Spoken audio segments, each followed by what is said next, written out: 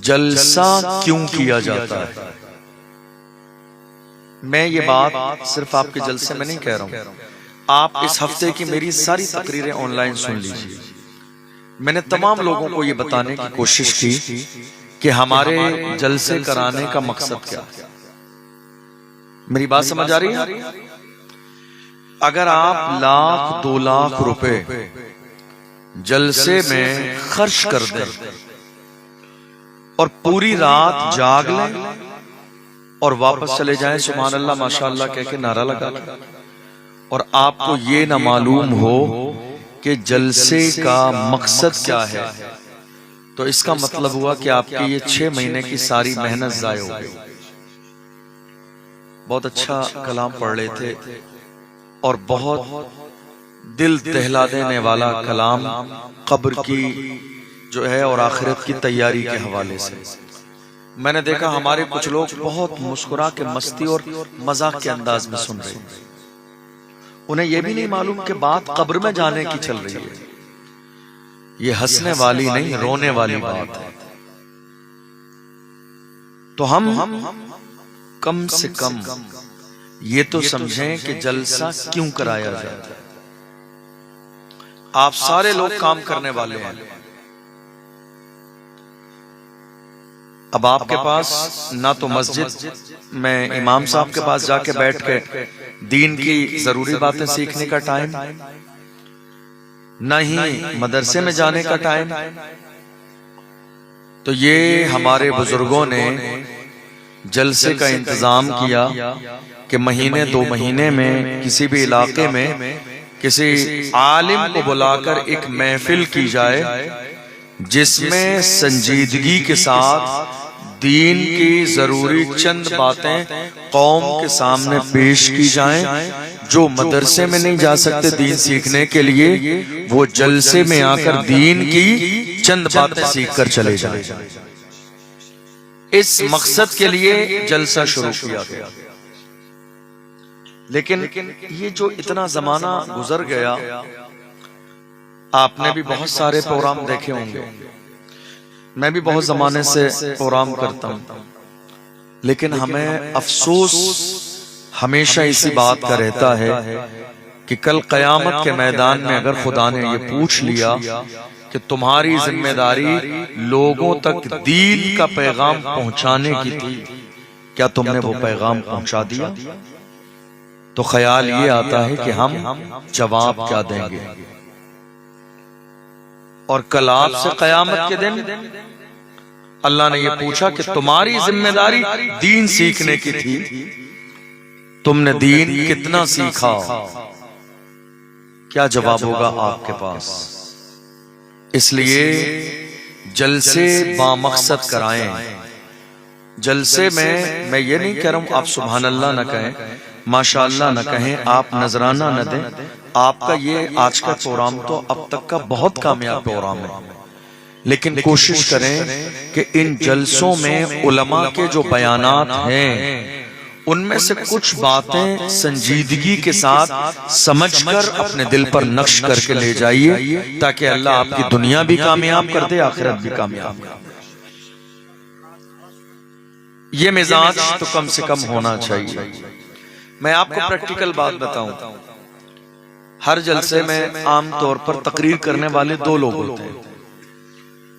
तो अंदाज ये होता है कमेटी का, जलसा कराने वालों का, कि किसी एक मीडियम शख्स को बुलाया जाए और किसी एक अपर क्लास बंदे को बुलाया जाए। आमतौर पर यह अंदाज होता है कि शुरुआत में किसी की तकरीर होगी और आखिर में किसी बड़े मेहमान की तकरीर होगी। आप यकीन जानिए, मैं ये बात, उलमा तो जानते हैं ये बात, हमारे बड़े बड़े काबिल जिम्मेदार उलमा इकराम, बड़े बड़े उलमा इकराम जब स्टेज पर आकर बैठे और संजीदगी के साथ उन्होंने दीन की बातें बताना शुरू की, तो 15 मिनट के बाद कमेटी वाले पर्चा लेकर आए, जलसे में निजामत करने वाले शख्स के पास, कहा इनको हटाइए, इनकी तकरीर में मजा नहीं आ रहा। ये हो रहा है आज हमारे यहाँ, इनको हटाइए, इनकी तकरीर में मजा नहीं आ रहा। मजा क्यों नहीं आ रहा? चूंकि वो बहुत ज्यादा चीख चिल्ला नहीं रहे, वो बहुत ज्यादा शोर शराबा हंगामा नहीं कर रहे, इसलिए मजा नहीं आ रहा। वो कुर्सी नहीं तोड़ रहे, माइक नहीं गिरा रहे, इसलिए मजा नहीं आ रहा। ये सोच आज हमारी कौम की बन गई। ये मिंबर दीन का पैगाम सुनने और सुनाने के लिए लगाया जाता है, ना माइक तोड़ने के लिए, ना कुर्सी तोड़ने के लिए। और जिस दिन ये बात कौम मुस्लिम को समझ में आ गई, हमारी कौम की कामयाबी का वो पहला दिन। 15 मिनट के बाद 2-4 लोग उठ गए पीछे से, कमेटी फौरन परेशान हो जाती है, आके कहेगी नाज़िम जलसा हजरत बहुत ठंडी तकरीर कर रहे हैं, मजा नहीं आ रहा, लोग पीछे, इनको हटाइए। बड़े बड़े आलिम, बड़े बड़े अल्लामा, बड़े बड़े मुफ्ती कुर्सियों से हटा दिए जाते हैं। बात सही है? सिर्फ इसलिए कि चीख नहीं रहे, सिर्फ इसलिए कि चिल्ला नहीं रहे, सिर्फ इसलिए कि शोर नहीं मचा रहे, सिर्फ इसलिए कि बहुत संजीदा बात बता रहे, बड़े बड़े उलमा को कुर्सियों से हटा दिया जाता है। समझ लीजिए, इस दौर का सबसे बड़ा जुल्म है ये आज हमारे इस मिंबर पर, कि पढ़े लिखे काबिल जिम्मेदार उलमा जो दीन की कोई बात सिखाना चाहते हैं, उन्हें इन कुर्सियों से हटा के बिल्कुल रवाना कर दिया जाता है कि लोगों को मजा नहीं आ रहा। कब तक मजा लेंगे आप? कब तक? आजादी को तकरीबन 75 साल से ज्यादा का जमाना गुजर गया, आप कब तक मजा लेंगे? कयामत आपके दरवाजे पे दस्तक दे रही है, आपकी औलाद के हुकूक पामाल किए जा रहे हैं, दर बदर की ठोकरें खा रही है कौम मुस्लिम, परेशान किया जा रहा है, जलील किया जा रहा है, रुस्वा किया जा रहा है, तमाम तर मुसीबतें हमारी निगाहों के सामने, और उसके बावजूद आज तक हमारे जहन में वही एक बात भरी हुई है कि मजा नहीं आया। हम कब तक मजा लेंगे? कभी दीन सीखेंगे या नहीं सीखेंगे? और आप मुझसे कहेंगे आप बड़ी तल्ख बातें कर रहे हैं, तो याद रखिएगा, ये कुर्सी किसी के बाप दादा ने नहीं दी है, रसूल पाक की इनायात की बुनियाद पर मिली है। हम इसीलिए कहते हैं या रसूल अल्लाह, ये नाज ये अंदाज हमारे नहीं होते, झोली में अगर टुकड़े तुम्हारे नहीं होते, मिलती ना अगर भीख हुजूर आपके दर से, इस ठाठ से मंगतों के गुजारे नहीं होते, बेदाम ही बिक जाइए बाजारे नबी में, इस शान के सौदे में खसारे नहीं होते, जब तक के मदीने से इशारे नहीं होते, रोशन कभी किस्मत के सितारे नहीं होते। आप यकीन जानिए, मैं आज की तारीख में इस चीज को हर जगह महसूस करता हूं कि हमें जलसा जिस अंदाज में करना चाहिए था, हम जलसा वैसा नहीं कर रहे। मैं शोरा की बात नहीं कर रहा हूं, उनके अपने पढ़ने का खूबसूरत अंदाज है, वो अपने अंदाज में पढ़ते हैं, लेकिन बात उलमा की है जो दीन की जरूरी बातें सिखाने के लिए आते हैं। आपको हैरानी होगी, लाखों रुपए खून पसीने की कमाई कौम मुस्लिम की इन जलसों पे लग गई। हमारी कौम ने कितना दीन सीखा, उलमा से पूछ लीजिए। आज तक महफिले निकाह में जिस दूल्हा की उम्र 25 साल की है, उससे जब महफिले निकाह में कहा जाता है पहला कलमा पढ़ के सुनाइए, तो हमारी कौम के 25 साल के जवान को पहला कलमा याद नहीं होता। ये सच्ची बात है। पहला कलमा हमारी कौम के जवान को, उम्र कितनी है? 25 साल। उम्र कितनी है? 30 साल। पहला कलमा याद नहीं उस जवान को। क्या किया हमने? इतने बड़े बड़े जलसे किए, लेकिन अफसोस कि हमने ये समझ लिया कि जलसे में सिर्फ शोर शराबा हंगामा किया जाए, सिर्फ तकरीर करने वाले चीखते चिल्लाते रहे, बहुत कामयाब जलसा हो गया। नहीं मेरे अजीजों, कामयाब जलसा वो नहीं है जिसमें कुर्सियां और माइक तोड़े जाएं। कामयाब जलसा वो है जिसमें कौम के लोग दीन की 4 बातें भी अगर सीख के चले जाएं, तो आप यकीन जानिए आपकी 6 महीने की मुसलसल मेहनत अल्लाह ने अपनी बारगाह में कबूल फरमाई। आज हम कहां खड़े हैं? कौम मुस्लिम इस जमाने में दुनिया की जितनी कौमें इस वक्त आपको नजर आ रही है, सबसे पिछड़ी हुई कौम हर मामले में अगर कोई है तो वो कौम मुस्लिम। अच्छा, मेरी बात समझ आ रही है आपको? भैया परेशान तो नहीं हो रहे हैं आप परेशान होंगे, मैं जज्बाती तकरीर करके खत्म कर दूंगा, कोई फायदा नहीं होगा।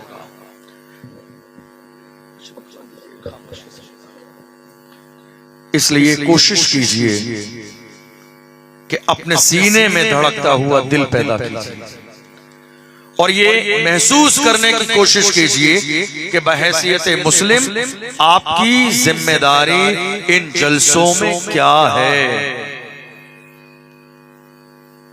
काश कि आपने गौर किया होता, काश कि आपने ये बात समझने की कोशिश की होती तो हमारे हालात ये नहीं होते। मैं आपको बताऊं,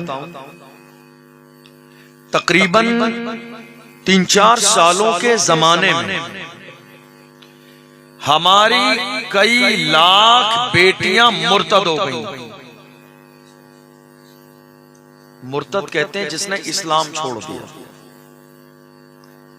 कई लाख, मैं 1000 की बात नहीं कर रहा हूं, कितनी, कई लाख बेटियां हमारी मुर्तद हो गई। आप जानते हैं क्यों? चूंकि हमारी जबानों पर इस्लाम रहा मगर हमारे घर में इस्लाम नहीं रहा। इस्लाम आज सिर्फ हमारी जबान पर है लेकिन हमारे घर में इस्लाम कहाँ है, हमारी जिंदगी में इस्लाम कहाँ है। आज हमारे जवान जज्बाती होके किसी भी मौके पे नारा लगाते हैं, हुजूर के नाम पे गर्दन कटा देंगे। मैं कहता हूँ जवानों, जब हुजूर का नाम आए झूठ वादा मत किया करो, झूठ मत बोला करो। जिस कौम के जवान फजर की नमाज में अल्लाह के घर में मस्जिद में गर्दन झुका न सके, वो हुजूर के नाम पे गर्दन कटा कैसे सकते? ये झूठ बात है, ये झूठा नारा है। ये तसल्ली आप किसको दे रहे हैं? कम से कम इतना तो गौर करें, आपने जिस रसूल का कलमा पढ़ा है, जब उस रसूल के साथ वादा करने की बात आए तो झूठ न बोलें, बल्कि हुजूर से वादा करें तो पूरी ईमानदारी के साथ सच्चा वादा करें। हमारे वादे आज हुजूर का दामन नहीं छोड़ेंगे। आपने पकड़ा हुजूर का दामन?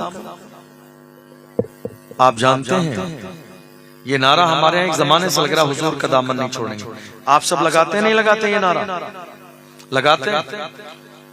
कभी जरा गिरेबान झांकिएगा थोड़ा सा अगर मौका मिले। और ये कोशिश करने की जहमत गवारा कीजिएगा, हुजूर का दामन नहीं छोड़ेंगे। आप कह रहे हैं हुजूर का दामन नहीं छोड़ेंगे, आपने पकड़ा कब?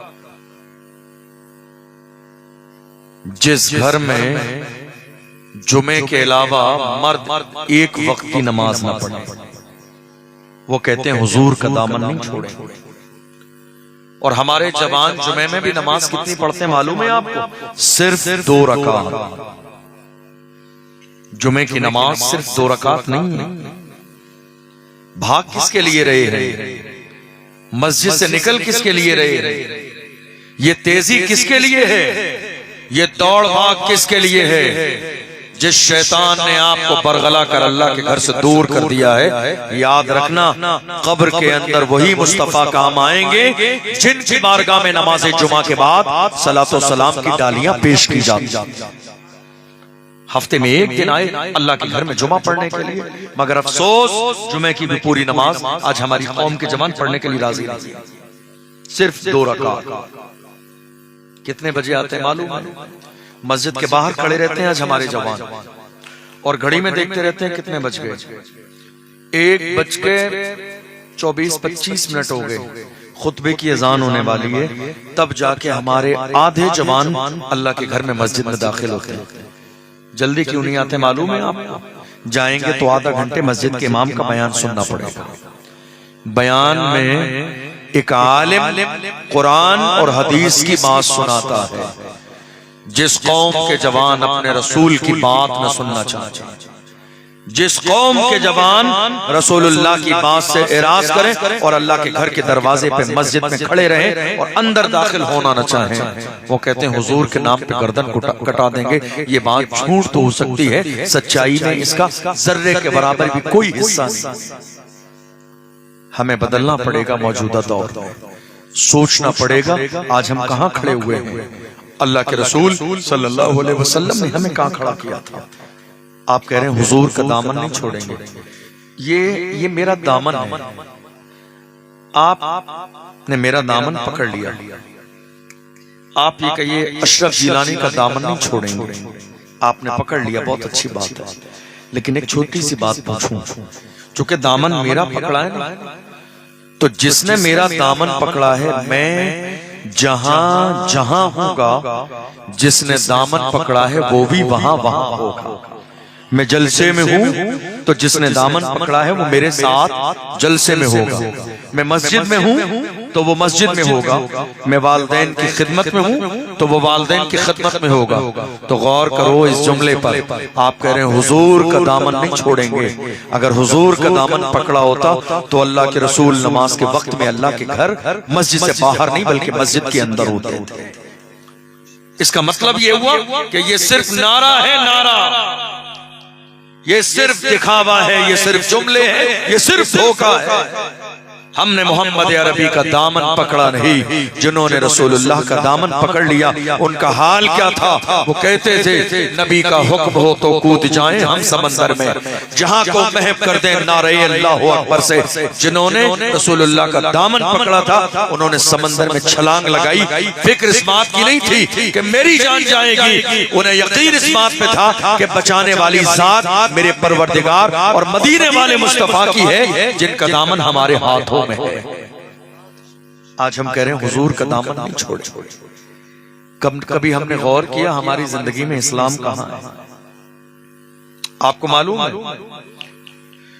दुनिया की हर कौम का सबसे कीमती सरमाया उस कौम के जवान होते हैं। जरा दिल के कानों से सुनिएगा मेरी बात। हर कौम का कीमती सरमाया, सबसे कीमती शय उस कौम के जवान होते हैं। और ये जवान हमारे पास भी हैं। लेकिन अगर यही जवान गुनाहों की दहलीज पर कदम रख लें तो कौमें जलीलो रुस्वा हो जाती हैं। और अगर यही कौम के जवान सिराते मुस्तकीम पर चलने लगे तो कौमें इज्जतदार बन जाती हैं। आज हमारे पास हजारों नहीं लाखों की तादाद में जवान हैं, लेकिन आपको मेरे जुमले सुनकर अफसोस होगा कि हमारे जवान आज हैं कहां। शायद ये बात आपकी नॉलेज में न हो। हमारे 17 साल के जवान रात के 4 बजे तक शराब के ठेके पर हैं। हमारे 18 साल के जवान कहां हैं? रात में सट्टा लगा रहे हैं।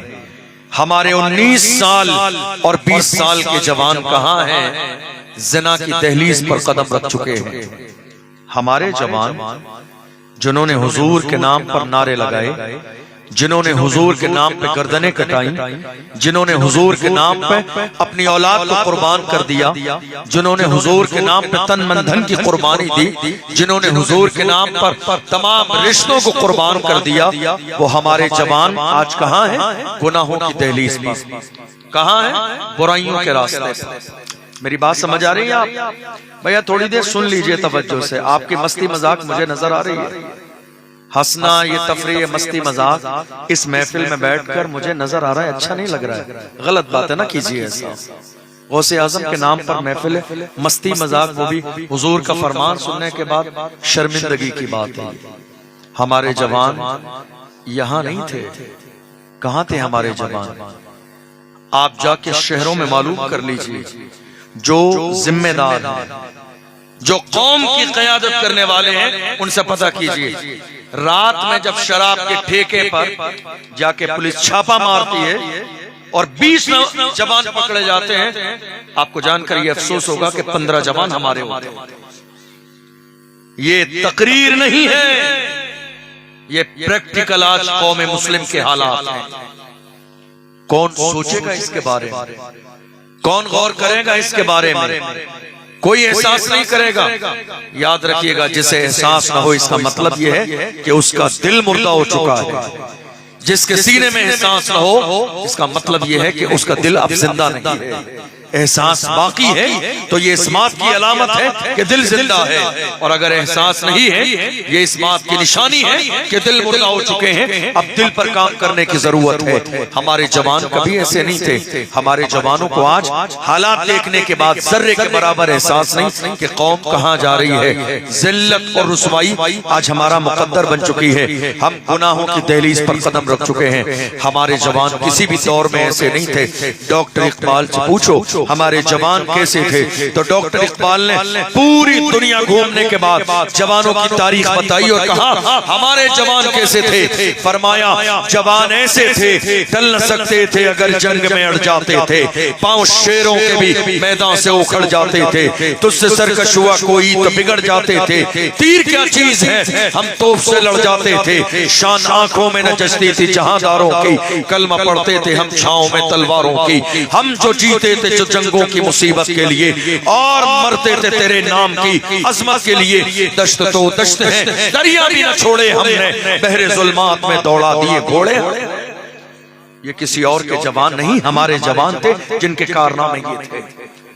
ये हमारे जवान थे जिन्होंने इस मुल्क हिंदुस्तान को आजाद कराया। ये हमारे जवान थे जो दुनिया के अलग अलग मुल्कों में अपने हाथों में इस्लाम का झंडा लेकर गए, और उन्होंने कसम खा के कहा मायूस न हो ए चमने मिल्लते बैजा, जिंदा है तो सींचेंगे तुझे खूने जिगर से। ये किसी और के नहीं, हमारे जवान थे। मैं ये बात आपको बता रहा हूं चूंकि रात का वो हिस्सा है कि शायद ये सब बातें आपको ना समझ में आए, लेकिन ये वक्त और हालात की जरूरत है। हमें समझना पड़ेगा, जागना पड़ेगा, एहसास करना पड़ेगा। हमें ये जानना पड़ेगा हमारी जवानी किस काम के लिए है। जवानी क्या माँ बाप पर जुल्म के लिए है? जवानी क्या शराब के लिए है? आओ मैं तुम्हें अल्लाह के रसूल का एक फरमान सुनाऊं। मेरे आका ने फरमाया शराब जो मेरी कौम के जवान पी रहे हैं, हुजूर फरमाते हैं शराब उम्मुल खबाइस है, तमाम बुराइयों की जड़ है शराब। गुनाह कबीरा है शराब, जहन्नम में ले जाने का जरिया है शराब। जिस इंसान की जबान पर शराब आ जाए उसकी दुआएं रद्द कर दी जाती है। जो इंसान शराब पीने का आदी हो उसकी दुआएं कबूल नहीं की जाती है। जो इंसान दुनिया में शराब पीता है मरने के बाद कयामत के अंदर उसे जहन्नमियों का पीप पिलाया जाएगा। किसका फरमान है ये मेरा फरमान नहीं, उस रसूल का फरमान है जिसका हम और आप कलमा पढ़ते हैं। और उस रसूल की जबान सुभान अल्लाह बरेली शरीफ के लोगों से ज्यादा कौन जानता है हुजूर की जबान कैसी है। बरेली के ताजदार कहते हैं वो जबान जिसको सब की कुंजी कहे, उसकी नाफिज हुकूमत पे लाखों सलाम। किसकी जबान? सादिक व मसदूक पैगंबर की जबान, मेरे आका की जबान। मेरे रसूल फरमाते हैं तमाम बुराइयों की जड़ है शराब। इंसान शराब पीने के बाद सही और गलत के दरमियान फर्क नहीं कर पाता कि सही क्या है और गलत क्या है। इंसान शराब पीने के बाद ये फर्क नहीं कर पाता हराम क्या है हलाल क्या है। मेरे आका ने फरमाया शराब इतना बड़ा जुर्म है कि इंसान शराब पीने के बाद अपनी दुनिया को तबाह कर लेता है और अपनी आखिरत को भी तबाह कर लेता है। रसूलुल्लाह के दामाद हजरत उस्मान गनी रज़ी अल्लाह अन्हु फरमाते हैं ऐ लोगों दिल के कानों से सुनना, हुजूर के दामाद फरमाते हैं कि तुमसे पहले एक जवान था। जरा सुन के जाइएगा ये बात और अपने दिल पर नक्श करके ले जाइएगा। फरमाया तुमसे पहले एक जवान था जिसने आबादी को छोड़ दिया, जो जंगल में चला गया। और जंगल में वो इसलिए गया ताकि मैं गुनाहों से दूर रहूं। लोगों में रहूंगा तो गुनाह करूंगा, बुरों की सोहबत में बैठ जाऊंगा तो मुझसे गुनाह हो जाएगा। वो वीराने में चला गया, लोगों की आबादी से दूर चला गया और जंगल में जाने के बाद अल्लाह की इबादत में मसरूफ हो गया।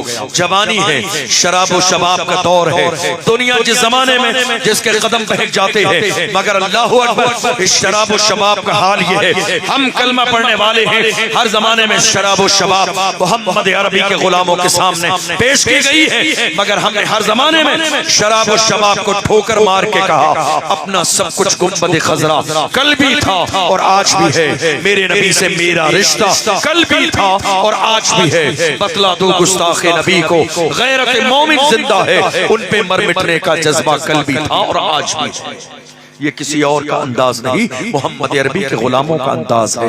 हजरत उस्मान गनी फरमाते उस जवान ने तन्हाई की जिंदगी को कबूल कर लिया और उसके बाद अब हालत ये हुई कि एक नौजवान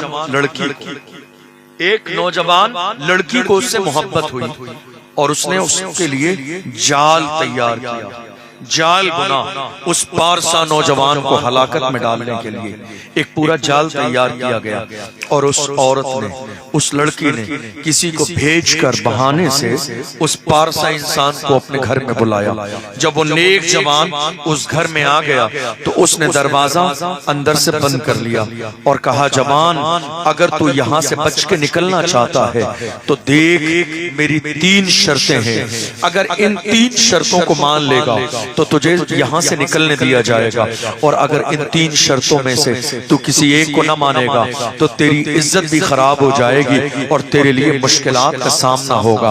अल्लाह अकबर। जरा दिल के कानों से सुनिए 3 शर्तें क्या है। कहा, देख एक प्याले में शराब है, या तो शराब पी ले तुझे छोड़ दिया जाएगा। कहा, या तो एक बेटा है, एक जवान और भी है यहाँ, तू उसे कत्ल कर दे तुझे छोड़ दिया जाएगा। और उसके बाद कहा, तीसरी शर्त यह है कि या तो मेरे साथ जिना कर ले, मेरे साथ जिना कर लेगा, घर का दरवाजा खोल दिया जाएगा और तुझे जाने दिया जाएगा। अल्लाह अकबर। गौर कीजिएगा, 3 ऑप्शन निगाहों के सामने है।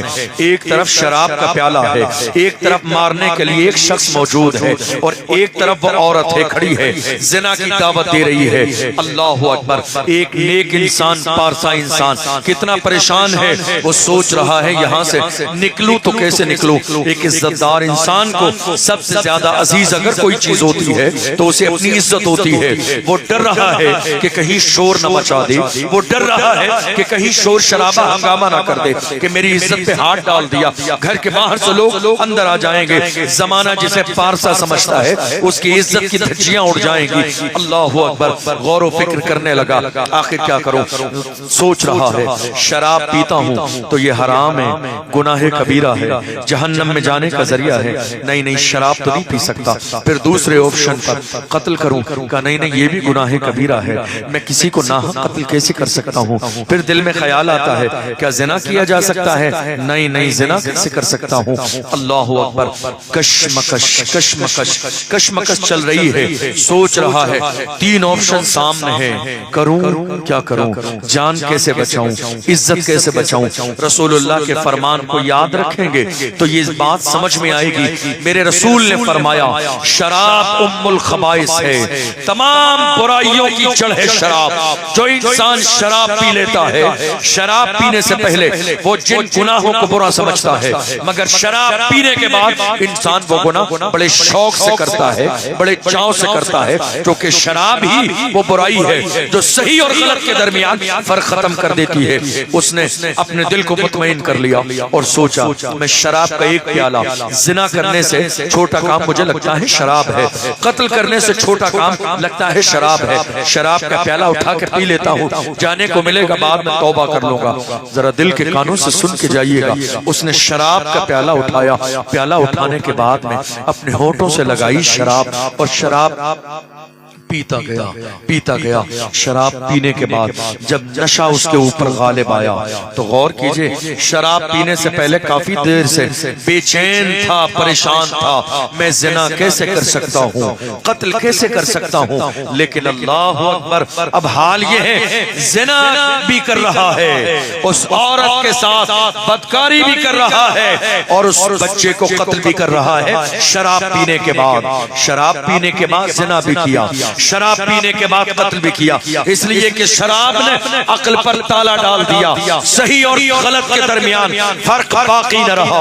गुनाह कर रहा है मगर एहसास गुनाह नहीं है, जिना कर रहा है मगर एहसास गुनाह नहीं है, कत्ल कर रहा है मगर एहसास गुनाह नहीं है। अल्लाह के रसूल ने फरमाया, शराब उम्मुल खबाइस है, तमाम बुराइयों की जड़ है शराब। गौर कीजिए, क्या ये शराब आज हमारे समाज में नहीं है? कितनी औरतों को तलाक तलाक हो गई इसी शराब की वजह से, कितने घर बर्बाद हो गए इसी शराब की वजह से, कितनी जिंदगियां तबाह हो गई इसी शराब की वजह से, कितने गरीबों की बेटियां मायके में पड़ी है 10-10 साल से इसी शराब की वजह से, कितने जवानों ने शराब पीकर बीवी को तलाक दे दी और जाके मुफ्ती साहब से कहते हैं हजरत शराब के नशे में तलाक दी, मैंने गुस्से में तलाक दी। 2 छोटे छोटे बच्चे हैं जो बाप की ममता से महरूम हो गए, कितने घर उजड़ गए, कितने इलाके उजड़ गए, कितनी बस्तियों में कितने घर वीरान हो गए, सिर्फ इस बुनियाद पर कि शराब पीने वाले ने माँ को भी मारा, बाप को भी मारा, शराब पीने वाले ने बीवी को भी तलाक दी, शराब पीने वाले ने बीवी का ले जाकर जेवर बेच दिया, शराब पीने वाले ने घर का सामान गिरवी रख दिया, शराब पीने वाले ने अपने खानदान की इज्जत दांव पर लगा दी। जवानों तुमने क्या समझा है ये थोड़ी देर का मजा? लोग क्या कहते हैं शराब पीने से गम हल्के हो जाते हैं, शराब पीने से इंसान की टेंशन खत्म हो जाती है, शराब पीने से परेशानियां हल्की लगती है। नहीं मेरे अजीज, ये परेशानियां तुम्हें शराब पीने के बाद भले ही याद है 1 घंटे के लिए, जब तक नशा बाकी रहे दुनिया का तुम्हें परेशानी हल्की रहे, लेकिन शराब पीने के बाद परेशानी कम नहीं हो रही है, बल्कि तुम्हारी दुनिया भी तबाह हो रही है, तुम्हारी आखिरत भी तबाह हो रही है। तुम टेंशन से फ्री होना चाहते हो, रात के आखिरी हिस्से में उठ जाया करो, फजर से पहले वुजू किया करो और मुसल्ले पर बैठकर 2-4 रकात तहज्जुद की नमाज पढ़ो, और तहज्जुद की नमाज पढ़ने के बाद रब की बारगाह में तो शर्मिंदगी के आंसू गिरा दोगे। करीब है मेरा परवरदिगार, रहीम है मेरा परवरदिगार, इधर तुम्हारे आंसू गिरेंगे, उधर अल्लाह तुम्हारी परेशानियों को दूर फरमा देगा, तुम्हें मुसीबतों से निजात देगा, तुम्हारे गमों को दूर कर देगा, तुम्हारी जिंदगी में जो खुशहाली नहीं है अल्लाह तुम्हारी जिंदगी को खुशहाल कर देगा, तुम्हारी जिंदगी के गम गलत नहीं होंगे शराब के नशे से। नहीं मेरे अजीजों, सच्चे दिल से तौबा कर लीजिए, इसलिए कि ये शराब तमाम बुराइयों की जड़ है। किसका फरमान? अल्लाह के रसूल का फरमान, वो जबान से निकले हुए जुमले हैं कि अगर निकल जाएं तो दुनिया इधर से उधर हो जाए, मगर वो जुमला कभी एक इधर से उधर नहीं होता है। जिस जबान की शान ये है, जो शब को कह दिया दिन है तो दिन निकल आया, जो दिन को कह दिया शब है तो रात हो के रही, तुम्हारे मुंह से जो निकली वो बात हो के रही। वमा यंतिकु अनिल हवा इन हुवा इल्ला वह्युन युहा, कुरान में लिखा है रसूल अपनी मर्जी से कुछ नहीं कहते हैं, अपनी मर्जी से नहीं कहते हैं, मेरे आका की जबान से बंदों के लिए वही पैगाम निकलता है जो मेरे रब की मर्जी होती है। और आज हुआ क्या मालूम है आपको? शराब पी जा रही है नाम बदलकर, एनर्जी ड्रिंक के नाम, और ये बीमारी आज हमारे समाज में बहुत आम है। कुछ जगह दोस्तों की सोहबत में, मुझे नहीं मालूम कि आपको मेरी बात अच्छी लग रही है या नहीं लग रही, और मैं तकरीर कर भी नहीं रहा हूं आपसे नारा लगवाने के लिए कि आप कहें बहुत अच्छी तकरीर की, अच्छी नहीं की। मेरी जिम्मेदारी है कौम तक कुरान और हदीस का पैगाम पहुंचाना, वो पैगाम में पहुंचा रहा, मजे के लिए नहीं, जहन्नम की सजा से बचने के लिए। मजा तो तभी आएगा जब जहन्नम की सजा से बचेंगे। आज हालत क्या है मालूम है? सबसे ज्यादा शराब पी जा रही है आज हमारे यहाँ। मैं आपको पिछले साल, अब दिसंबर का महीना शुरू होने वाला है, आपको मालूम है दिसंबर की एक तारीख आती है जिसको हमारे जवान कहते हैं 31। पिछले साल एक मुस्लिम शहर का हाल बताऊं जहां पूरे इलाके में मुसलमान, 31 जिसको हमारे जवान बाज़ाब्ता सेलिब्रेट करते हैं, 2 दिन पहले उस इलाके के शराब के ठेकों से 2 दिन पहले, 31 के आने से पहले 29 तारीख को शराब खत्म हो, शराब के ठेके पर 2 दिन पहले शराब खत्म होती। पूछेंगे नहीं गई कहां? हमारे जवानों ने स्टॉक में शराब खरीद कर रख ली, ऐसा ना हो कि जश्न की रात में शराब कम पड़ जाए और न मिले। जानते हैं आप, ये हमारा हाल है, हमारा हाल, ये हमारे इलाकों का हाल है, ये हमारे जवानों का हाल है। आप ये सोच रहे हैं कि उलमा आए और जन्नत के बारे में खुशखबरी सुना के चले जाएं। जरा गौर तो कीजिए, कौम कहां जा रही है, जवान कहां जा रहे हैं। आने वाली नस्लें कहां जा रही है? आज हमारी नस्लों में कोई सलाहुद्दीन अय्यूबी पैदा क्यों नहीं होता है? आज कोई हमारे पास टीपू सुल्तान क्यों नहीं है? आज कोई सैयद किफायत अली काफी जैसा जिगर वाला क्यों नहीं है? आज कोई हमारे पास बहादुर शाह जफर जैसा नारा लगाने वाला क्यों नहीं है? आज कोई हमारे पास व्हील चेयर पर बैठने वाले मर्द कलंदर जैसा बहादुर क्यों नहीं है? दरअसल बात यह है, हमारी जबानों पर इस्लाम है, ना हमारी जिंदगी में इस्लाम है, ना हमारे घरों में इस्लाम। जिस घर की औरतें जुमे से पहले कभी कुरान न खोलती हो, और आज तो जुमे वाले दिन भी हमारे यहाँ कुरान नहीं खुलता। हमारे जवान शराब की बोतल का साइज बदल गया, एनर्जी ड्रिंक के नाम पर। आप जानते हैं इंसान शराब पीना कहां से शुरू करता है? सोहबत से। कहां से? सोहबत से, दोस्ती से, ताल्लुकात से। आपको मालूम है, आपसे मैं पूछूंगा आपका सबसे बेहतरीन दोस्त कौन सा है? बेहतरीन दोस्त कौन सा है? आप जानते हो क्या कहोगे? किसी एक शख्स का नाम आप जरूर बताओ। किसी एक शख्स का नाम आपकी जबान पर आएगा, मैं पूछूंगा ये आपका बेहतरीन दोस्त कैसा है? आप कहोगे ये हर हाल में हमारा साथ देता है। तो फिर मैं कहूंगा यही तुम्हारा सबसे बड़ा दुश्मन है, जो हर हाल में तुम्हारा साथ देता है। किस हाल में साथ देता है? तुम नमाज छोड़ते हो तो ये भी कह देता है कोई बात नहीं, अभी बहुत वक्त शाम को पढ़ लेंगे। बहुत अच्छा दोस्त है।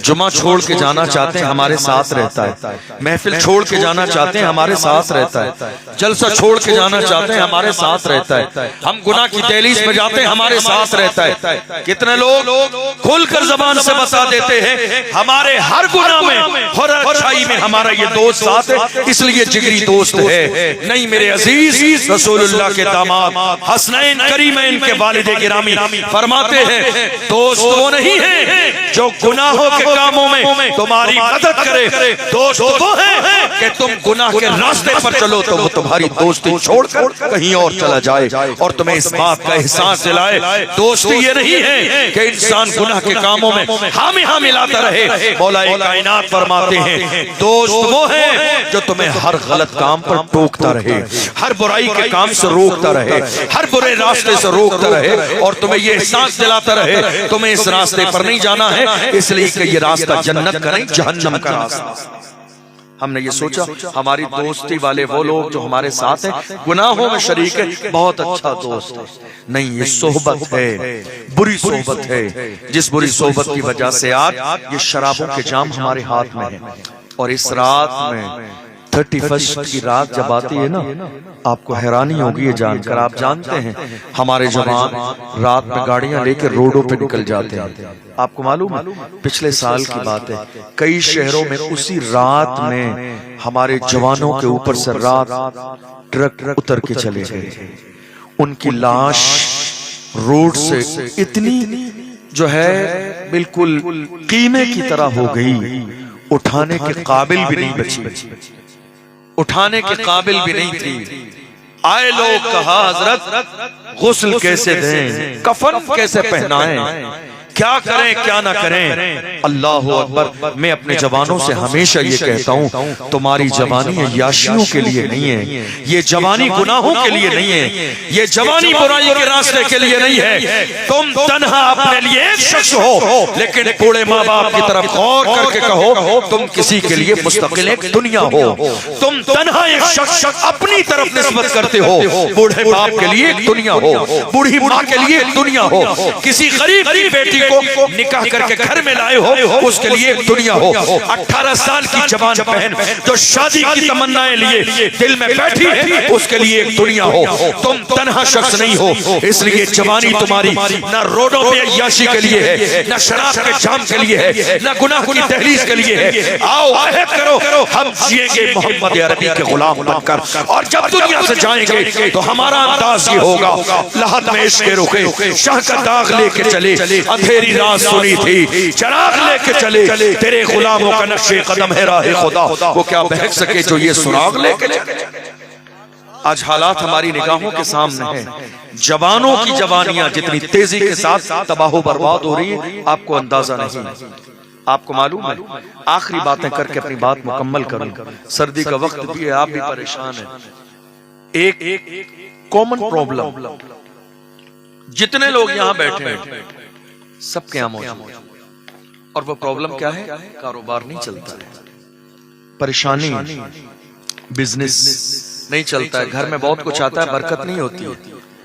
हमारी माँ और बहनें भी गौर से सुने। आपको मालूम है, जब ये सूरत हाल हमारे यहाँ होती है, अच्छा मेरी बात समझ आ रही है आपको? मैं बहुत तेज तो नहीं बोल रहा हूं, मैं आजकल बहुत डाउन बोल रहा हूं, सिर्फ इसलिए कि लोगों तक पैगाम पहुंचना चाहिए। अब हालत क्या है? कॉमन प्रॉब्लम, तो जैसे ही हमारे यहां परेशानी आती है, सहाबा की जिंदगी का हाल यह था, जब परेशानी आती थी तो वो इबादत में इजाफा कर देते थे। तबे ताबईन का दौर देख लीजिए, जब मुसलमानों की जिंदगी में परेशानी आती थी तो उस परेशानी से निजात के लिए जानते हो क्या करते थे? इस्तग़फ़ार की कसरत करते थे कि शायद हमसे कोई गुनाह हो गया, हम अल्लाह को राजी करें। हमारे यहां मौजूदा दौर में जैसे ही कोई परेशानी आती है, सबसे पहले हमारे जहन में हमारी माओ और बहनों की तरफ से एक बात डाली जाती है, बड़ी माजरत के साथ, तंज नहीं है ये मेरा, दुश्मनी नहीं है मेरी माँ और बहनों से, तंज नहीं है ये, एक पैगाम है, शायद कि तेरे दिल में उतर जाए मेरी बात। पहली फुर्सत में हमारे जहन में हमारी माँ और बहनों की तरफ से एक बात डाली जाती है, और बात क्या है कि आप जाके किसी बाबा या किसी पीर को या दुआ तावीज वाले को तलाश कीजिए, घर में ये जो कारोबार में परेशानियां, बिजनेस में प्रॉब्लम है, रिश्ते नहीं हो रहे, ऐसा लगता है शायद किसी ने कुछ करा दिया है। ये मुस्कुराने वाली बात नहीं है, इस सोच ने मेरी कौम को कहां पहुंचा दिया। कितनी बेटियों की इज्जत लूट ली गई इन बाबाओं के यहां जाने की वजह से, कितनी माँ और बहनें बेआबरू हो गई इन 2 नंबर के बाबाओं के पास जाने की वजह से, कितनी हमारी माँ और बहनों के जेवर लूट लिए गए दुआ तावीज के नाम पर, कितनों के एक परेशान हाल इंसान। एक जगह तो हाल ये हुआ, किसी के 5000 रुपए चोरी हो गए, किसी बाबा से जाके कहा कि आप बता दीजिए, कहा 10,000 रुपए का खर्चा होगा। उसने कहा बाबा 5,000 काफी है, अब 10,000 की गुंजाइश है। ये हाल आज मैं हैरान हूं इस बात से। हमारी माओं के जहन में ये बात आया कि किसी ने कुछ करा दिया है, ये बात जहन में क्यों नहीं आई कि सारे चीजों के जिम्मेदार हम खुद हैं, किसी ने कुछ कराया नहीं। बात सिर्फ इतनी है कि हमने ओरिजिनल इस्लाम आज तक समझा नहीं, हमने दीन समझा नहीं, हमने ना कुरान पढ़ा है ना कुरान समझा है। सिर्फ इस वजह से ये अंधविश्वास हमारे जहन में आता है, किसी ने कुछ करा दिया, किसी ने कुछ नहीं कराया, घर में बरकत नहीं हो रही है, कारोबार नहीं चल रहा है। आपको मालूम है कराया किसी ने कुछ नहीं है, ये सारा दखल है। किसी अच्छे इंसान के पास जाएंगे ना तो बहुत अच्छे से बताएगा, बाहर वाले किसी ने कुछ नहीं कराया, तुम्हारे घर में जो तबाही और बर्बादी है उसके जिम्मेदार घर वाले ही हैं, घर वाले ही हैं। आप कहेंगे वो कैसे? अल्लाह के रसूल सल्लल्लाहु अलैहि वसल्लम ने इरशाद फरमाया, जो लोग जिना के आदी हो जाएं, जहां जिना होने लगे वहां से बरकतें उठा ली जाती। आप कहेंगे अल्हम्दुलिल्लाह हम सब पाक हैं, ये हमारे जवान, आप जानते हो जिना इन आंखों का भी है। जवानों दिल पे नक्श करके ले जाना, ये मत सोच के जाना हम पूरे मुल्क में जाते हैं। आप हंस रहे हैं हंस लीजिए, मुस्कुरा रहे हैं मुस्कुरा लीजिए, लेकिन हंसता वही है जो बेवकूफ होता है, जो नादान होता है मुस्कुराता वही है। तुम्हें अंदाजा नहीं है, बड़े बड़े सूरमाओं के जनाजे हमने देखे हैं, बड़े बड़े पहलवानों के जनाजे हमने देखे हैं, बड़े बड़े गुरूर तकब्बुर करने वालों के जनाजे हमने देखे हैं, बड़े बड़े जवानी पर नाश करने वालों के जनाजे हमने देखे हैं। किसी समझदार ने कहा था, आगाह अपनी मौत से कोई बशर नहीं, सामान 100 बरस का है, पल की खबर नहीं। क्या सोच रहे हैं आप जवान हैं, 20 साल के हैं, मौत भी नहीं आएगी, मौत 70 साल के बाद आती है। नहीं मेरे अजीज, मौत तो उसे भी आती है जो माँ के पेट के अंदर है, मौत उसी भी आती है जो एक दिन का बच्चा है, और मौत उसे भी आती है जिसकी उम्र 100 साल हो चुकी। ये कोई लाजिम नहीं है आपके लिए कि आप 100 साल जिंदा रहें। इसलिए गुनाह से तौबा करें। आज जिना हो रहा है, जिना कई तरीके का है। आंखों का जिना, मुझे नहीं मालूम ये बात आपसे किसी ने कही या नहीं कही, आपने कैसी तकरीरें सुनी, लेकिन सुनिएगा और महसूस कीजिएगा क्या कह रहा हूं आपसे। आंखों का जिना, हाथों का जिना, इन पैरों का जिना। जानते हो कुरान में क्या लिखा है? कुरान में क्या लिखा है? यौम तशहदु अलैहिम अलसिनतहुम व अयदीहिम व अर्जुलुहुम बिमा कानू यअमलून। कुरान अजीम में है, कयामत का दिन वो दिन है जिस दिन तुम्हारी जबान तुम्हारे खिलाफ गवाही देगी, ये हाथ तुम्हारे खिलाफ गवाही देंगे, ये पैर तुम्हारे खिलाफ गवाही देंगे, जिस्म के हिस्से तुम्हारे खिलाफ गवाही।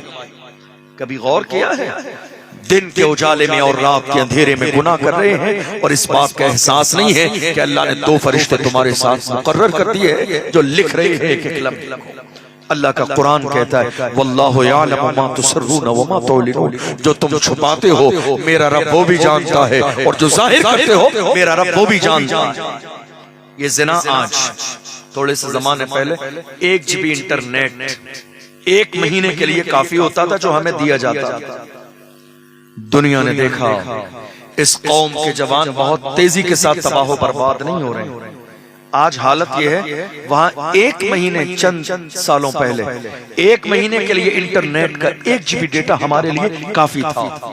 आज हमारी जवानियों को अय्याशियों की दहलीज तक पहुंचाने के लिए रोजाना 2-3 GB डेटा दे दिया गया। हमारी कौम के जवान खुश हैं, मुबारकबाद दे रहे हैं। नहीं साहब, हमारे लिए ऑफर दिया गया है। ये ऑफर नहीं है। काश कि तुम्हें अल्लाह अक्ल सलीम दे तो तुम्हें समझ में आ जाए ये ऑफर नहीं है, तुम्हारी जवानी को तबाह बर्बाद करने का जरिया है। कहां है हमारे जवान? रात के 3 बजे तक जाग रहे हैं हमारे जवान। जिस कौम का जवान इशा की नमाज ना पढ़े, जागते हुए फजर की नमाज ना पढ़े, वो जवान नमाज इशा के बाद, खाना खाने के बाद अपने बिस्तर में लिहाफ में लेटकर रात के 3 बजे तक इंटरनेट पर जिना के मनाजिर देखे और अपनी आंखों से जिना करे और फिर कहे हुजूर का दामन नहीं छोड़ेंगे।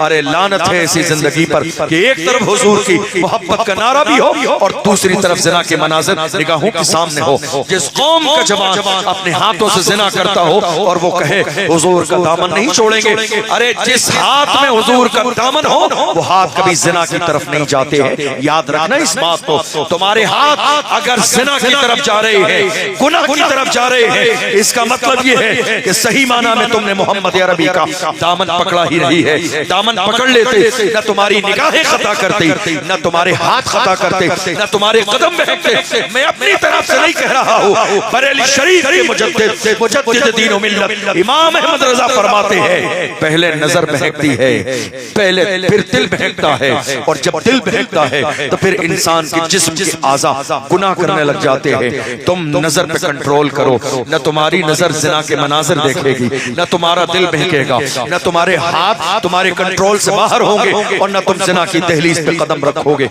अल्लाह के रसूल सल्लल्लाहु अलैहि वसल्लम ने फरमाया, जो इंसान दुनिया में जिना करता है, अब हदीस सुनिए, ये जो मुसीबत आपकी जिंदगी में कारोबार क्यों फेल हो गया, अल्लाह के रसूल ने फरमाया जो इंसान जिना करता है उसकी जिंदगी में 6 मुसीबतें आती हैं, 3 दुनिया की जिंदगी में और 3 मरने के बाद की जिंदगी।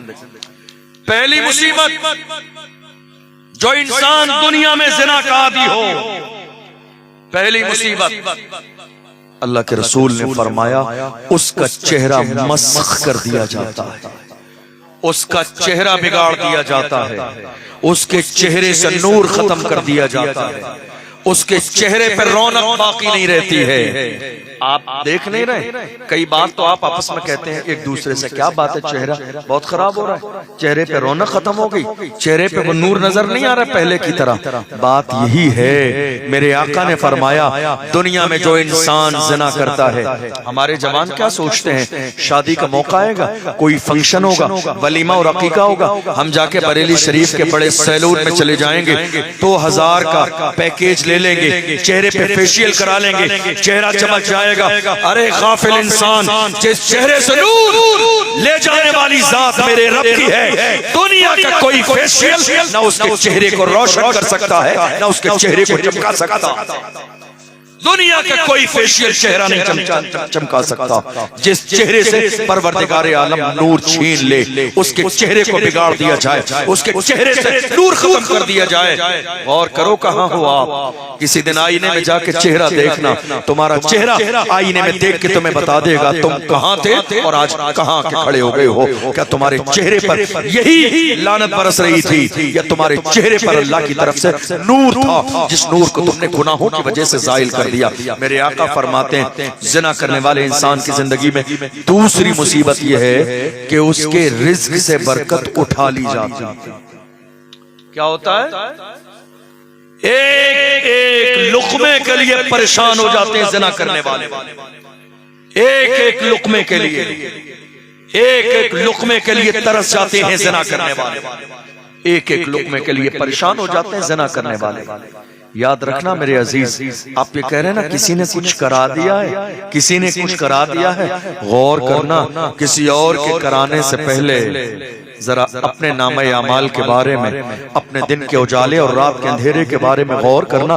किसी ने कुछ करा दिया है या हमारे अपने कारनामे ऐसे हैं जिसकी बुनियाद पर हमारे घर में तबाही और बर्बादी आ रही है। हाल ये है, आज दुआ तावीज करने वालों का तो हाल इतना खराब हो गया, ये तो सगे भाइयों को लड़ाने का काम करते हैं। आप जाएंगे, आपसे कहेंगे कराने वाला बहुत खास है, एक प्लेट में खाना खाने वाला है। अगर इंसान रोजाना सगे बड़े भाई के साथ शाम में खाना खाता हो तो शक में डाल दिया जाता है कि शायद सगे बड़े भाई ने मेरे साथ ये करा दिया है।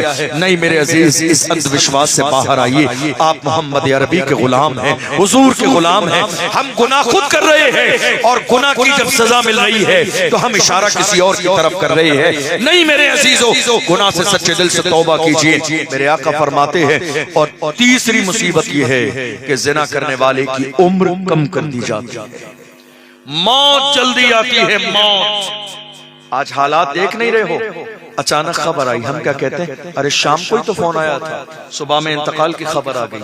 अभी कल शाम को तो एक जगह दावत में मिला था, सुबह इंतकाल की खबर आ गई। थोड़ी देर पहले ही तो मुलाकात हुई थी, फोन आया था, इंतकाल की खबर आ गई। बात यही है, मेरे आका ने फरमाया जो लोग ज़िना के आदी हो जाते हैं वहाँ मौत तेजी के साथ होने लगती है। मेरे आका ने फरमाया और जो मरने के बाद की मुसीबत है वो ये है, पहली चीज अल्लाह ऐसे बंदे से नाराज होगा, दूसरी चीज अल्लाह उस बंदे का सख्त हिसाब लेगा, और तीसरी चीज मेरे आका ने फरमाई ऐसे बंदे को जो दुनिया में ज़िना करता है अल्लाह उसे जहन्नम के दहकते हुए शोले में डाल देगा, शोलों में। गौर कीजिएगा, ये ज़िना जो आज हमारी जिंदगी में शामिल हो गया, अगर हम बच नहीं पा रहे हैं तो हम कैसे कह सकते हैं कि ये मुसीबत किसी और की वजह से हमारी जिंदगी में आ रही है। आप मुझसे कहेंगे, आप बताइए आखिर इस ज़िना से हमारे जवानों को बचाया कैसे जाए? ये ज़िना जो आज आम हो रहा है, इस ज़िना के मनाजिर से कौम के जवानों को बचाया कैसे जाए? इलाज क्या है? तो मैं इलाज आपको वही बताऊंगा जो मदीने वाले आका ने बताया था। मेरे आका ने फरमाया निकाह सस्ता करो ताकि ज़िना मुश्किल हो जाए। ये इलाज मेरा नहीं बताया हुआ, ये इलाज रसूलुल्लाह ने फरमाया। मेरे आका ने फरमाया शादियां जल्दी करो, तुम निकाह जल्दी करोगे तो ज़िना मुश्किल हो जाएगा, और शादियां महंगी कर दोगे तो ज़िना आम हो जाएगा। आज देख लीजिए हमारी निगाहों के सामने जितनी महंगी शादियां होती चली जा रही हैं, ज़िना कितना आम है। हर शहर में आज ज़िना के अड्डे खुले हुए हैं, जब जिसका दिल चाहता है हमारे जवान का जाके ज़िना कर लेता है। वजह क्या है? हमने शादी को इतना महंगा कर दिया। आखिरी जुमले कह रहा हूँ, हमारे बुजुर्ग भी हैं, माएँ भी हैं, हमारे समाज में एक कॉन्सेप्ट बना हुआ है और वो कॉन्सेप्ट सिर्फ ये बना हुआ है कि अगर लड़का सरकारी नौकर है, हमारे दरवाजे पर 10 बार रिश्ते आ जाएं, लेकिन हम अपनी बेटी का रिश्ता करने के लिए राजी नहीं, सिर्फ ये सोचकर कि नहीं साहब अगर हमारे यहाँ किसी सरकारी लड़के का ऑफर आएगा रिश्ते के लिए तो हम करेंगे। क्यों साहब? का नहीं, बेटी सुकून में रहेगी। मैं उन माँ बाप से हाथ जोड़ के कहता हूँ, याद रखो रिस्क देने वाली जात मेरे रब की है। ये लाजिम नहीं है कि जो सरकारी है खाना वही खिलाएगा और जो सरकारी नहीं है उसके यहाँ बेटियां भूखी रहती है। नहीं मेरे अजीज, सोच बदल दो, मिजाज बदल दो, फिक्र बदल दो। मदीने वाले मुस्तफा ने इरशाद फरमाया, अल्लाह के रसूल ने फरमाया, तुम्हारी बेटी का अपना मुकद्दर है और लड़के का अपना मुकद्दर है। लड़का अपने मुकद्दर का रिस्क खाता है, लड़की अपने मुकद्दर की रिस्क खाती है। इसलिए ना ये देखो कि दौलत कितनी है, माल कितना है, घर कितना बड़ा है, जमीनें कितनी है, बस ये देखो कि लड़का शराबी तो नहीं है, जुआरी तो नहीं है, सट्टा लगाने वाला तो नहीं है, गुनाहों की दहलीज पे कदम तो नहीं है। अगर ईमानदार है, खानदानी है, गुनाहों से बचा है, 5 वक्त का नमाजी है, तो अपनी बेटी का निकाह उससे कर दो। भले ही वो दुनिया की तमाम तर नेमतें नहीं देगा, लेकिन बेटी को मोहब्बत बहुत देगा, इज्जत बहुत देगा, अपने घर की इज्जत बना के रखेगा, किसी और की दहलीज पे किसी दुनिया के काम के लिए नहीं भेजेगा। इसलिए हमारे समाज में निकाह का जो चलन आज जितनी ताखीर के साथ महज जहेज के लिए, सिर्फ दौलत के लिए, सिर्फ माल जमा करने के लिए शादियों का हाल ये हो गया कि आज 30-30 साल में शादियां हो रही हैं। किस लिए? दौलत के लिए। मैं आपको एक छोटी सी बात बताऊं, शादी में सोना लेना और सोना देना कोई फर्ज वाजिब नहीं। शादी कितनी लेट है? नहीं साहब अभी हमने सोना जमा नहीं किया, बेटी की उम्र 35 साल की हो रही है, सोना जमा नहीं किया। कितने हमारे जवान ऐसे हैं, जवानों पैगाम लेकर जाओ, अपने माँ बाप से फरमाइश तुमने जिंदगी में हजारों की, लेकिन अपने माँ बाप से अब जाके फरमाइश ये करो, मेरी बूढ़ी माँ अब रिश्ता ऐसी जगह न देखना जहाँ दौलत मिले, ऐसी जगह देखना जहाँ दीन की दौलत मिले, जहाँ लड़की नमाजी हो, परहेजगार हो, कुरान पढ़ने वाली हो, कनीज़े फातिमा हो, पर्दा करने वाली हो। इसलिए कि पर्दा करने वाली जब तुम्हें बीवी मिलेगी तो अल्लाह उसी की नस्ल से सलाहुद्दीन अय्यूबी जैसा बेटा पैदा करेगा, जिस दिन तुम्हारे घर में पर्दे का माहौल हो जाए। इसलिए शादी जरा सी तेजी के साथ करें और याद रखें, मैं अभी चंद दिन पहले एक जगह शादी में शिरकत की, बनारस की सरजमीन पर। हमारे एक बड़े अकीदतमंद, बड़ी मोहब्बत करने वाले एक भाई है, सादिक भाई। उनका हाल ये था, बड़े मालदार करोड़पति आदमी हैं, लेकिन उन्होंने बारात में मुश्किल से 2-4 आदमी भेजे, जिसमें मैं भी शामिल था, निकाह पढ़ाने के हवाले से जाने के लिए। उनकी बड़ी ख्वाहिश थी कि आप आए। हमने पहुंचे, एक मौलाना हमारे जो है शकील अहमद साहब मौजूद थे, वो भी साथ थे। 2-3 लोग गए सिर्फ एक कार से, 1-2 लोग शहर में शादी थी, गए। घर में निकाह हुआ, उस रूम में घर में निकाह हुआ। लड़की से जो इजाजत ली गई, लड़का जाके मस्जिद में बैठा, कोई खाने का इंतजाम नहीं, कोई तकल्लुफात नहीं।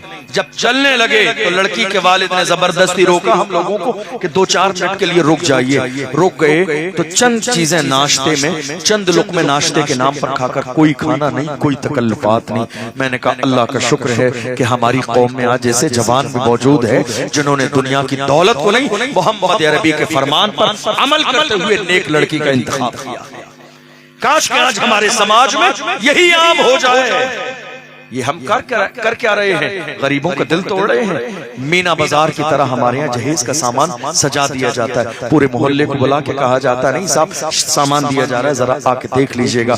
जरा दिल पर हाथ रख के सोचिए, क्या तुम्हारे मोहल्ले में गरीब मोहताज रक्षा और ऑटो चलाने वाले नहीं रहते हैं? वो लोग भी रहते हैं। वो गरीब जब देखेंगे उनके दिल पर क्या गुजरेगा।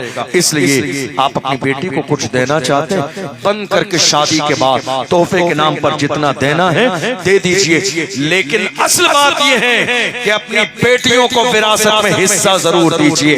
ये जहेज देकर ये जताने की कोशिश मत कीजिए कि हमने बेटी को बेटी का हक दे दिया। तुम्हारा फ्रिज दे देना ये विरासत का हिस्सा नहीं है। 10 रंग का खाना बारात को दे देना जहेज में बाज़ाब्ता ये विरासत का हिस्सा नहीं है। आज कितनी बेटियां ऐसी हैं जो जिंदगी और मौत के मरहले से गरीबी में जिंदगी गुजार रही है। भाई करोड़पति है, बहन के की मीरास का हिस्सा लिए बैठा है, कहता नहीं साहब मैंने जहेज का सामान दिया, नहीं जालिम इंसान, वो विरासत का हिस्सा नहीं, तेरी तरफ से बहन के लिए तोहफा था जिसको तूने जहेज कहा। विरासत का हिस्सा भी बाकी है, ये दौलत बचाना नहीं है, बहन का हिस्सा है, दे देना है, इसलिए कि बहन को हिस्सा नहीं दोगे, याद रखना खाली हाथ आए थे, खाली हाथ जाओगे। सिकंदर जुल्करनैन बादशाह ने कहा था मेरे मरने के बाद कफन से मेरे हाथ बाहर निकाल के शहर में घुमाना, ताकि दुनिया को पता चल जाए दुनिया का बादशाह दुनिया से जा रहा है, दुनिया का मालो दौलत लेकर नहीं जा रहा, खाली हाथ जा रहा है।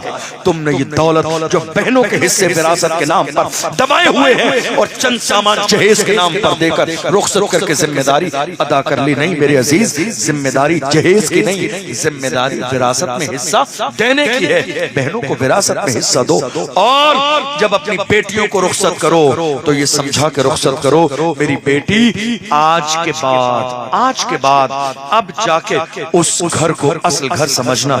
आखिरी दो जुमले आपसे कह दूं, इस जमाने में हमारी माँ और बहनें बैठी हैं इसलिए ये बात कह रहा हूँ, बस 2 से 3 मिनट अपनी बात खत्म कर रहा हूँ, एक मैसेज लेकर जाइए। इस जमाने में तकरीबन 5 साल से ज्यादा का जमाना हो गया मुझे राजस्थान में दारुल इफ्ता में बैठते हुए।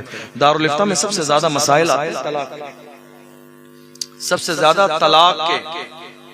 आप पूछेंगे इतनी तलाक हो क्यों रही है, जिम्मेदार कौन है, वजह कौन है?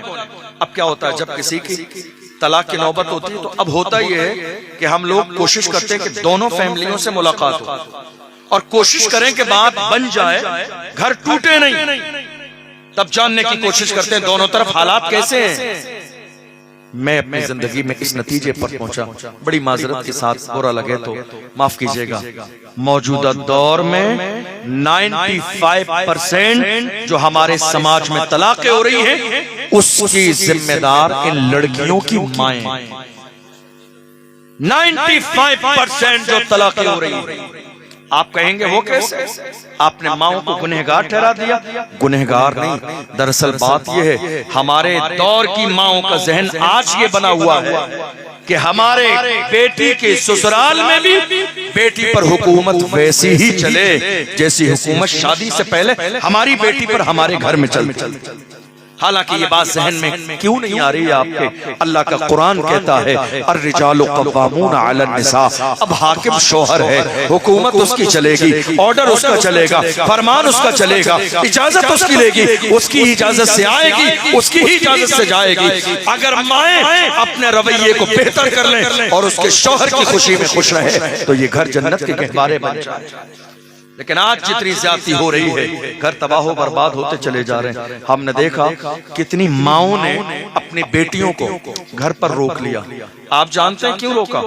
इसलिए रोका कि दामाद 10 बार बुलाने आएगा, हमारी चौखट पे अपनी नाक रगड़ेगा तो उसका एटीट्यूड कम हो जाएगा, अटेंशन के लिए, तवज्जो के लिए, और हमारी बेटी की अहमियत और ज्यादा बढ़ जाएगी।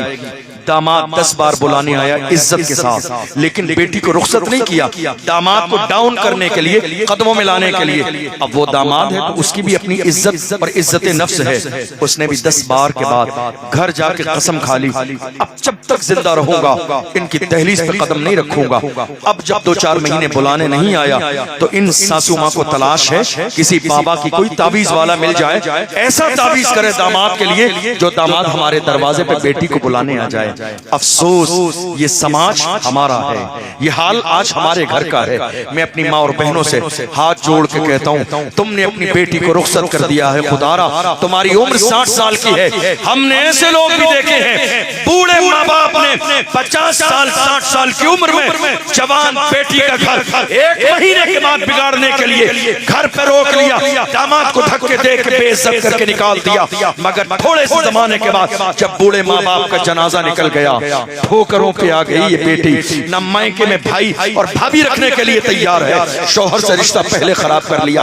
वो बेटी बीच में खड़ी है, ना खुदा ही मिला, ना विसाले सनम, ना इधर के रहे ना उधर के रहे। मैं बूढ़े माँ बाप से कहता हूँ, खुदारा बेटियों को इज्जत के साथ रुखसत करने के बाद अब अपनी हुकूमत करना बंद कर दो, शौहर को इख्तियार दो, जब उसका दिल हो लेकर आए, जब उसका दिल हो लेकर जाए। इसलिए कि तुम्हारी उम्र 50-60 साल की है, ऐसा ऐसा न हो कि तुम्हारी ज्यादती की वजह से उसका बसा बसाया घर तबाह बर्बाद हो जाए, उसकी जिंदगी जहन्नम का ईंधन बन जाए। इसलिए खबरदार, नफ्स पर कंट्रोल करें। अपनी बेटियों को जब रुखसत करें तो ये समझा के रुखसत करें, मेरी बेटी आज के बाद तेरा असल घर वही है जहां तू निकाह होके जा रही है। खबरदार, उनको बूढ़े माँ बाप को माँ बाप की तरह इज्जत देना। और जवानों, याद रखो, मुझे हुजूर का एक जुमला याद आता है। मेरे आका ने फरमाया, कयामत की निशानी ये है, कयामत की निशानी ये है, मिशकात की हदीस है, अशरात कयामत में मेरे जो है हजरत इमाम मिशकात ने इसको जिक्र किया है। हुजूर ने फरमाया, कयामत की निशानी ये है कि एक मर्द अपनी बीवी की फरमाबरदारी करेगा और माँ की नाफरमानी करेगा। वो दौर हमारी निगाहों के सामने है, लेकिन याद रखना हुजूर का जुमला, जिनकी शादियां हो चुकी है, याद रखना हुजूर ने फरमाया, अल्लाह के रसूल सल्लल्लाहु अलैहि वसल्लम ने फरमाया, बर्बादी है उस मर्द के लिए जो शादी के बाद बीवी का गुलाम बन गया और माँ बाप को छोड़ दिया। तो मैं एक जुमला दे के जा रहा हूँ, अल्लाह के रसूल का ये भी फरमान याद रखना।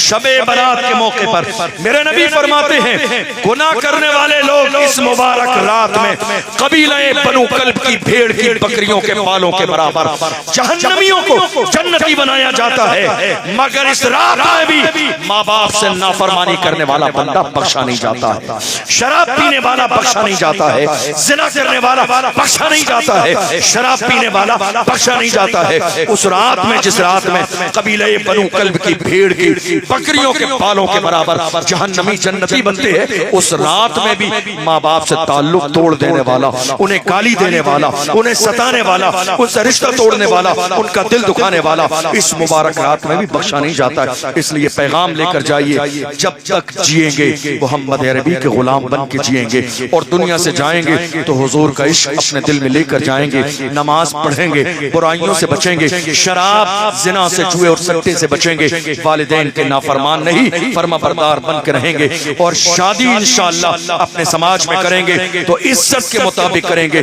कुरान और सुन्नत की रोशनी में करेंगे। हम जब तक दुनिया में रहेंगे मसलके आला हजरत पर कायम व दायम रहेंगे और जब दुनिया से जाएंगे तो यही कहते जाएंगे कि मोहम्मद से वफा तूने तो हम तेरे हैं, ये जहां चीज है क्या लौह कलम तेरे हैं, कुव्वत इश्क से हर पस्त को बाला कर दे, दहर में इसमें मोहम्मद से उजाला कर दे। मोहम्मद की मोहब्बत दीन हक की शर्त अव्वल है, इसी में हो अगर खामी तो सब कुछ नामुकम्मल है। अल्लाह की बारगाह में दुआ है, परवरदिगारे आलम हमने जो सुना है इसे समझने और अमल करने की तौफीक अता फरमाए। सेवन कोई लफ्ज़ हुई हो अल्लाह की बारगाह में तौबा है, अल्लाह अपने महबूब के सदक़े में माफ फरमाए। वस्सलामु अलैकुम व रहमतुल्लाहि व बरकातुहू।